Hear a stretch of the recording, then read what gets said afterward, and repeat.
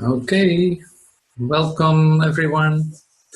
Thank you for joining us in this class, in this another class in the essential chapters of Joel Goldsmith, and I'll be using all kinds of stuff today. It's like the title was like "Lose the fetters that bind you." So lose the chains that are binding you, the worldly chains, or the chains of mesmerism, or however you want to call it. And I, so it's pretty brave to come to this class and that you're willing to take a look at what's binding you here, because we appear to be here, we appear to be in this world, and we seem to still believe in the mesmerism. Otherwise, it wouldn't even be there. So you can't say like, well, no, I'm enlightened and I'm doing fine. I don't. That's not for me. Well, sorry, that's not true. So, of course, in the end, you are, but. You can just wait and see what happens during this class, and maybe you are being reminded of, oh yeah, I forgot about that, or whatever it is, So it is like we were used to in the coming from Christianity or coming from any other religion, that there was a loving God that you could just ask anything and he would solve it for you. Like you should have like a blind trust in this God, and that would be it. Like you just trust in God, and God will arrange everything. And like your personal responsibility was a bit more in the background. And so that being said, the whole story is quite different, because you do have a responsibility. Like you can be in your little cocoon. You might call it a cocoon of nothingness, where you are the king in this little cocoon, where you can do what you think is right, where you can believe in whatever you want, and you think you're on safe trails, so to speak. And but suddenly there's a crack in it. Something is happening. Something is occurring in which you see like the story that I believe in is actually not working. It might take a moment, because you might have like a couple of joyous occasions, but then suddenly something is not right in your perception. Like something is not happening the way you would want it, and you feel the pain of losing someone, or you feel the pain of being completely lonely and not knowing how to get out of it.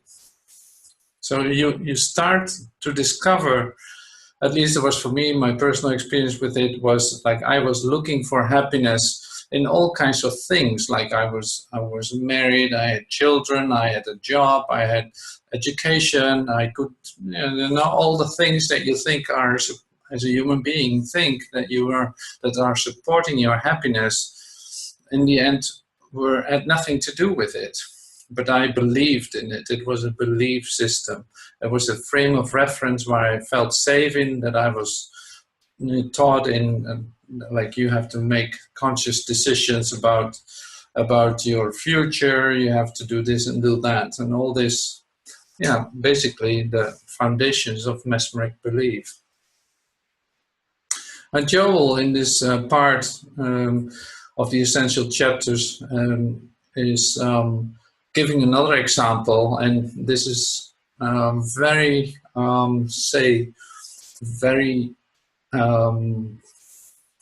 it's an actual occurrence these days too, like having these little ads in between everything. Buy this or buy that, or suddenly you see a little flash coming by before you watch a movie, or you turn on YouTube. Suddenly there's this little ad telling you have to buy this and buy that. Well, Joel was already talking about that, like the subliminal psychology, that during the movie he was of course in a cinema or some place like that. And during the movie, there were little flashes of buy popcorn and Coca-Cola or something like that, you know, but just like a flash, you couldn't even see it, but it was in there. And what would people do in the break?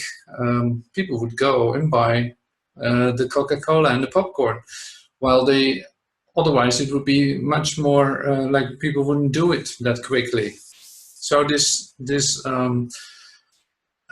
subconscious feeding of say desire or whatever you want to call it, it's like that is of course very actual in these days, because you see it everywhere where you go, always these little flashes of ads of buy this, buy that, and before you know it, you start to behave according to these ideas. So it's not so easy to completely cancel it out. But hereby you stand still now and can become conscious of what's actually occurring. Like none of this is what you're looking for. So that's the good thing about meditating. So there's no secret ads in meditating. So your mind gets really quiet and you come in contact with yourself and with your inner peace and inner happiness. And of course, Joel is supporting that idea, is always expressing himself in his teaching about contemplative meditation, or meditation, 5-second meditations or 5-minute meditations or whatever, but at least making contact with this quiet space and place inside yourself.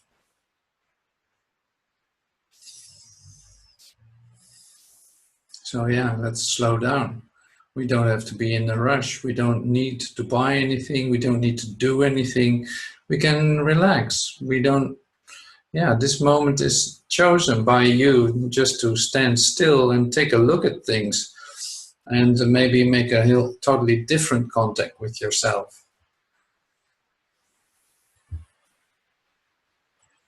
So to slow down is very important in this, because otherwise you would be running like a little rabbit or hamster in a spinning wheel, looking for something that is not there. So I'm going to use the parts in the chapter of the breaking the fetters that bind you, breaking the chains that bind you. And I'm using a very specific area out of this chapter. I will start reading it in a second. One that is completely focused on your worldly beliefs and basically how to undo that. So I'll start reading it as soon as I've found it on my little machine here. Oh yeah, the title of this section is "Refuse to Accept World Beliefs as Power." And this is, of course, like a very popular theme in Joel's teachings, like the world beliefs as a power and refusing to accept that. So here he says, everyone must learn to awaken in the morning and take hold of his own mind by realizing, nothing can enter my mind from without, because my mind is an instrument through which I function, not an instrument through which somebody else functions or through which world belief functions. My mind is an instrument given to me just as my body is given to me, and just as I keep my body inviolate, so I keep my mind inviolate, free from world beliefs. And I'll stop here.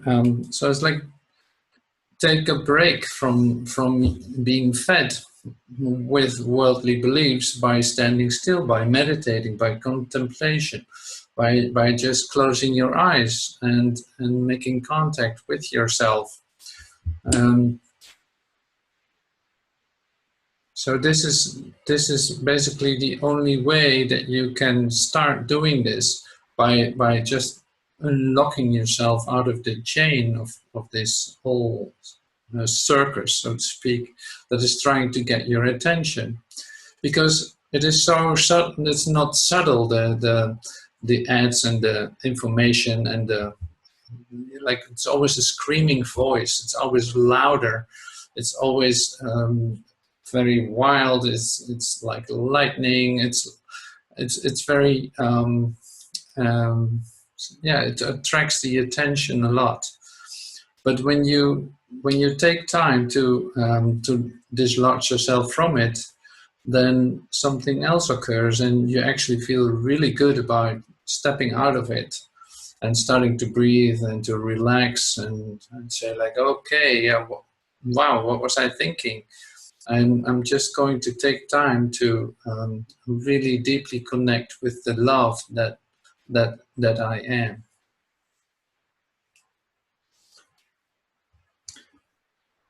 So I do not permit my mind to be used by suggestion, by outside influences, or by outside opinions or theories. I make my mind an instrument for the truth of God. My mind is an instrument through which I function. This realization cannot be achieved, and I really like this part, like the realization cannot be achieved through a blind faith that God will take care of us. No, it must be done consciously. If we are to be saved from these world influences, these mesmeric influences like disease, death, it is not going to be God who is going to save us from them. It will be because we refuse to let our mind be acted upon by world beliefs and hold our mind open only to God. And here is some kind, yeah, you can call this a summary. It's like, if we dwell, live, move, and have our being in the secret place of the Most High, none of the evils of the world will come nigh to our dwelling place. They will not happen to us if we are living in obedience to the principle of keeping consciousness filled with truth. If we are refusing to accept world beliefs as power and are realizing that the only power operating within us is the power of truth. Whether or not we consciously know a specific truth is not the point. The point is whether or not we know that the truth operating in our consciousness is power and that nothing else is. So this is Joel, and this is to me the crux of this whole chapter. It's like it is really looking carefully at what is happening in your mind. So it's not by letting God do all things and just let him take care of the business of your own ideas. So God is taking care of his business and you just can think and do whatever you want. It's more like that. So you don't have to be in any control of it, or any, you don't have to examine it for yourself or stuff like that. And that can never be the case anymore. So it is really coming down to your own experience and your own responsibility of who you are and what you are thinking. You cannot not take a look at it. It's necessary to let it be cleaned up, but also to become conscious of what you're actually thinking. Like I recognize this myself too in a lot of healings that are occurring. People asking for a treatment, or they ask me, "Are you a practitioner and do you do treatments?" And then I always say like, "Well, yes, I'm definitely a practitioner, and I do treatments, but I'm not keeping my mouth shut. If I need to talk, I will talk. It's not that everything is going in a distance, completely quiet. No, it's like, no, you will have to make a connection with what are you thinking? Like the other day, there was somebody asking, like, can you not use your spiritual powers to repair this relationship, because so and so seem to be not interested in me, but can you change that for me? And then of course, I had like, well, see, there's nothing I can do with that, but I will have to take take time to give some insight in what's actually occurring. Like, if you can let go of this whole idea that you want something in your way, and you can be open to receive a different outcome as being okay too, then the whole situation can change. But if you have like, okay, I want to have that, and there's no way that I can give that up, then you're going to hurt yourself. So, but it's also like you have to be responsible for what you're thinking. You are creating it yourself in that sense. And if you keep turning around in the same circle, it's not going to help you. You can have many healings. Oh, that's another thing. People come to me, then they say like, well, I've been there, I've done that, and I've this healing, I had that healing, but it didn't work. And then that's very interesting to me, because of course it did work. But if you keep running in the same circles as you did before, then maybe for 5 minutes you have a different feeling, that you're like, oh yeah, there's a connection, and now I'm just going to do the same thing over again. That's not going to help you. It's a pity, but you will have to change your mind, literally, or let your mind be changed for you. Okay, this is like, yeah, how can I explain this? See if I can find a word for it, because it is like I see this image of some kind of machine like banging against the house to break a house down. You know, this I don't know how you call it, like demolition machine. So this, what Joel was saying, is definitely demolishing your human construct, your human frame of reference. Like, if you keep reading that and you allow that to really affect you, it will do something to the structure of your thought. The same with what I'm going to read now, and this is from A Course in Miracles, one of my favorite lessons, and that is lesson 132. I will just read the two paragraphs of it, because it's so supportive, but also part of the demolition plan in that sense. So I'll read it to you. Oh, I don't need this. Okay, here we go. This is also a key lesson in the course. I lose the world from all I thought it was. Okay, so here's a question for you. What keeps the world in chains but your beliefs? And what can save the world except yourself, with a capital S? Belief is powerful indeed. The thoughts that you hold are mighty, and illusions, so you watch out, illusions are as strong in their effects as is the truth. A madman thinks the world he sees is real and does not doubt it, nor can he be swayed by questioning his thoughts' effects. It is but when their source is raised to question that the hope of freedom comes to him at last. So this is, if I'm stopping here for a moment, it's like, okay, here's the crux too. It's like, what is the source of your ideas? If you really are, say, tempted to think to have a certain belief, or to believe a certain theory, and that can even be like, that's very spiritual to do like that. That can also be a belief, you know, so you can include your spiritual ideas in this too. So then it's like, what is the source of, the actual source of what you are thinking? Where does this come from? Is this a revelation given you, or is this an idea that you copied and pasted into your own life?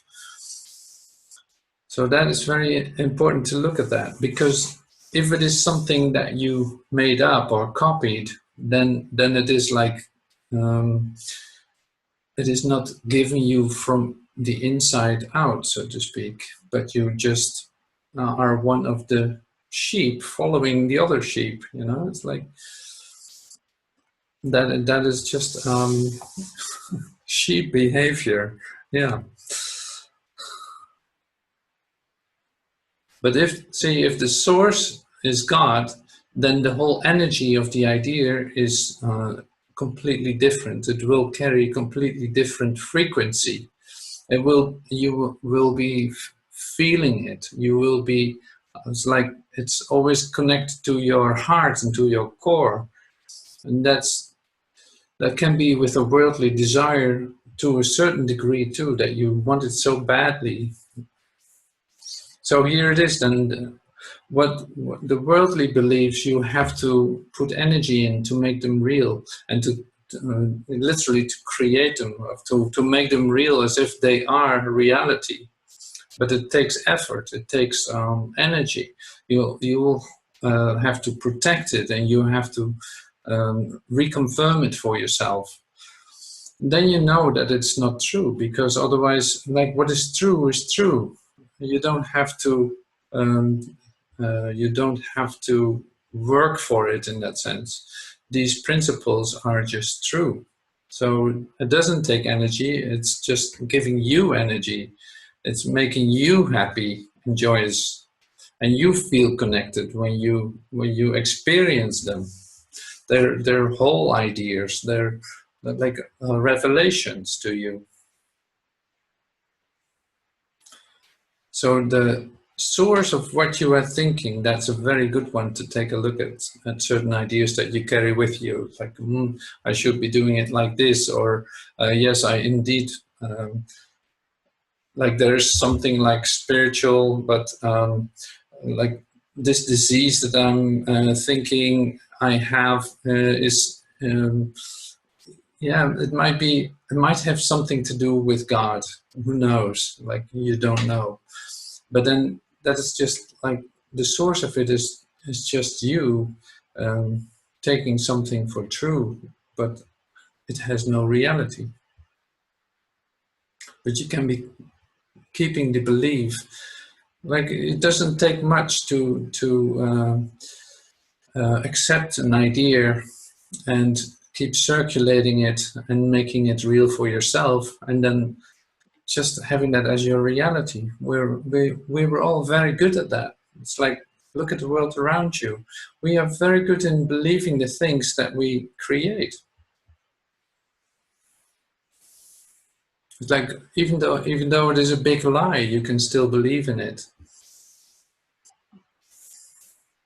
So yeah, it might be painful for a moment, or you can have like, oh wow, I didn't expect that to hit me right in the face, so to speak. I didn't expect that not to be true, but suddenly you discover it has no reality. It is not what I thought it was. So I'll read one more of these key lesson. Okay. Yet is salvation easily achieved, for anyone is free to change his mind, and all his thoughts change with it. Now the source of thought has shifted, for to change your mind means you have changed the source of all ideas you think, or ever thought, or yet will think.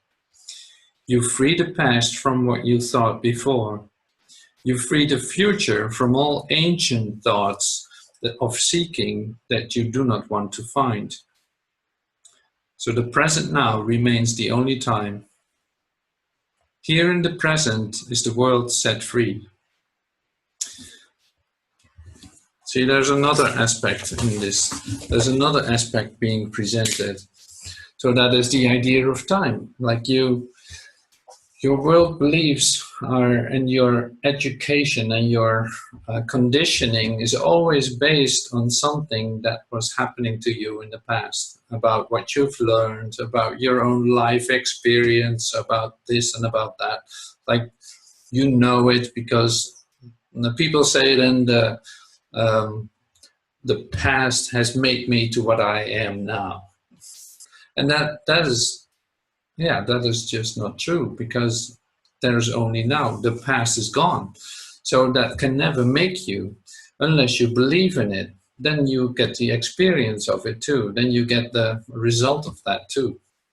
Like if I wasn't eating that and that when I was a kid, I might have been healthy now. If you believe that idea, then you see the result of that too. It is not a reality. It is just like you literally believe it. Your belief system has created this for you. And then your body might even respond to it.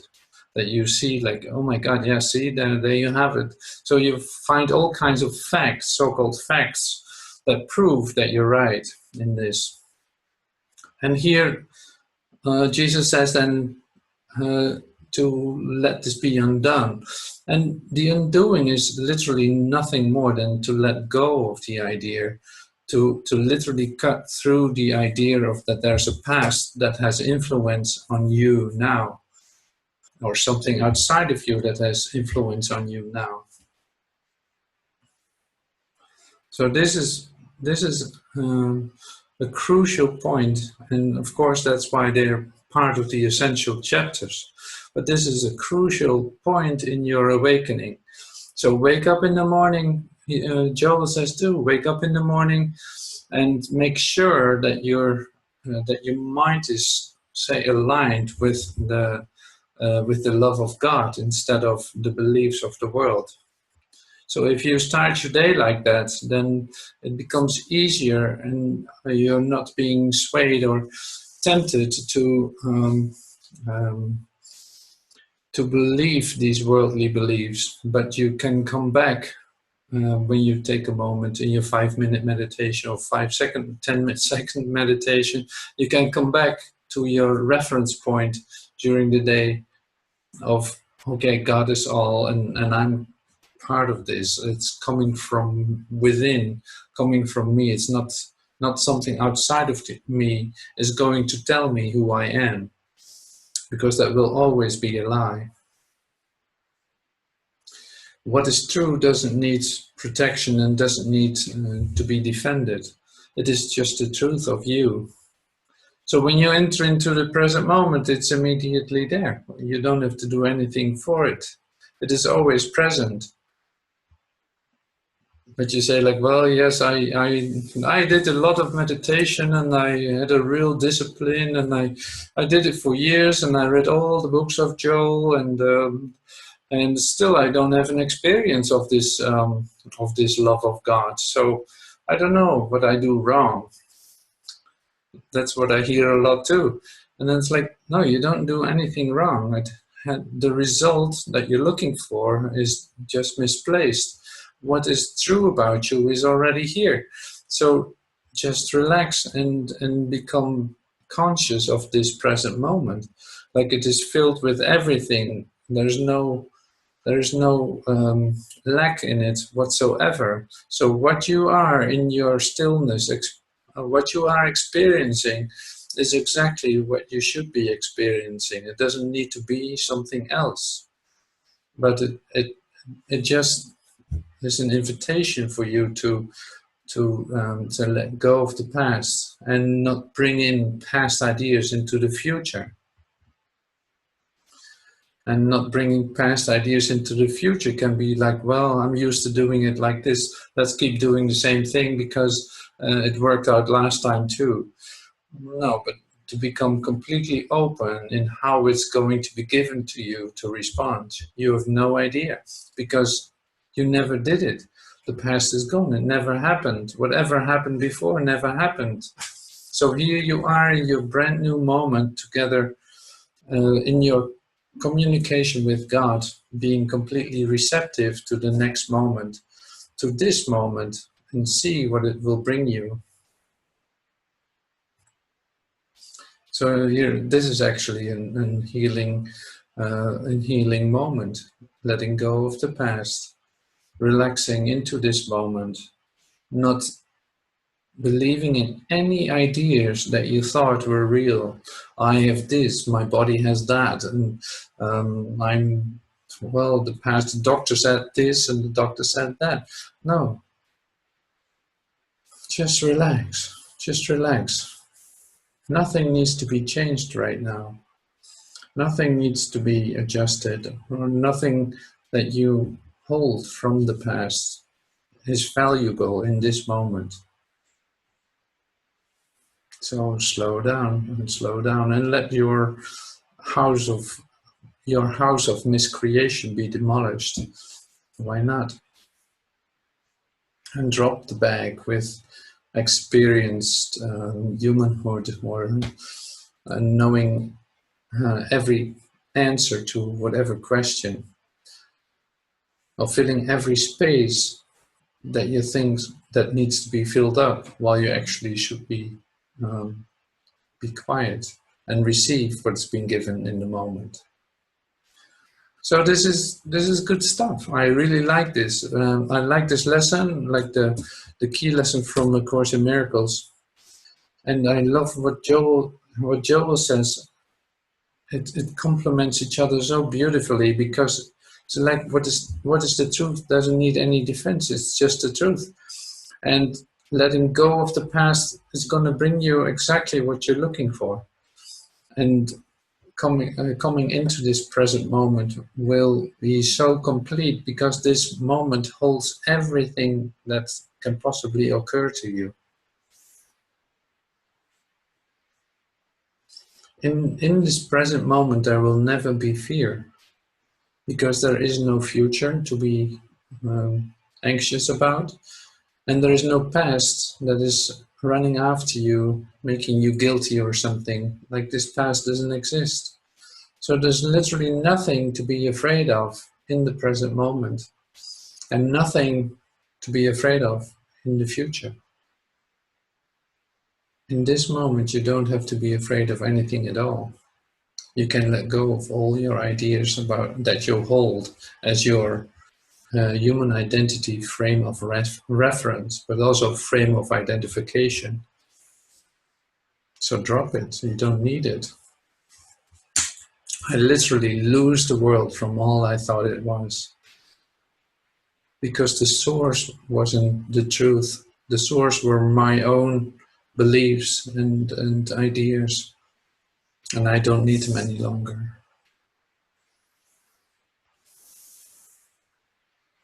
So welcome home in this present moment, and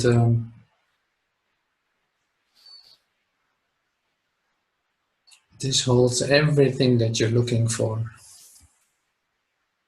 You don't need to add anything to this. But you can open more and more and more in this moment. There's always more. There's these edges of your consciousness that can still be expanded and expanded and expanded, so that you become even more receptive for all that's been given in this moment.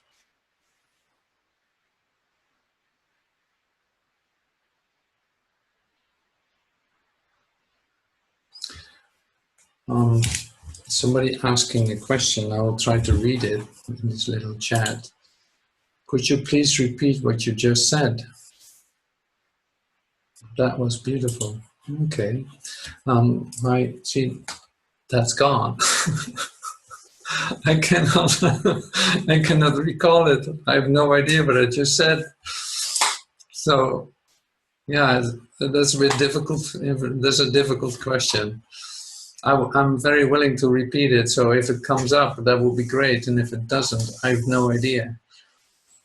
I tell you this many times, it's like I cannot think during the class. I have no idea what I'm saying. It's literally just coming out of my mouth. So I have no idea, but I know you can feel this, what is occurring right now. And that's exactly what has been said.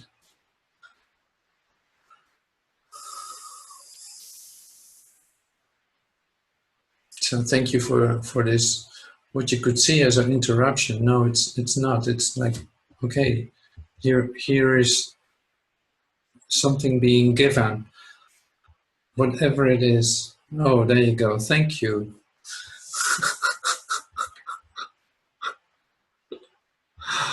Hmm. So yeah, there are no disturbances in that. So that's so cool. But I also don't know what I've said. So okay, I'll keep it with that. Hmm. All right. Well, thank you so much for being present in this present moment and extend it as long as you want, because you don't have to bring in the past anymore into this moment. See, now you're free of the past. You're being completely freed of the past in this moment. So you don't have to bring it in. Now, if it occurs, you will be very conscious of it, that you bring it in again. And that will help you to say like, oh wait, I wanted to share this old idea, or I wanted to share an old memory, but I'm just letting it go. I'm not going to bring it in. And literally that changes all your context and all your communication with others too.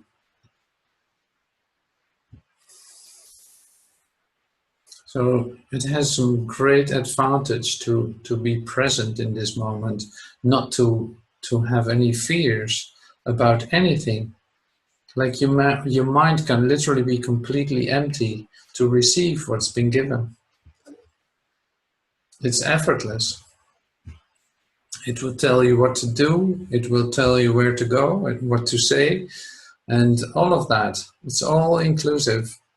It is literally the practicality of mysticism. It is so practical because you only have to stand still and relax. And whatever needs to be said or be done will be given. And you feel it, you feel the difference when it's not coming from your own ideas, by just feeling this connectedness when this is occurring. And enjoying the silence in between, by not being exhausted, but by rejuvenating. It's a rejuvenation of your whole physical system, of your energy system. You're literally receiving energy to do what you're going to do. So if you keep trusting your own ideas, you would be exhausting yourself and running like this little hamster and not knowing where the end will be, but you have to keep going because everything is running. It's up and running. But if you don't do it anymore like that because you don't have to, that was just an old belief, then you can enter into the present where you're being rejuvenated, where you can catch up with yourself literally all the time.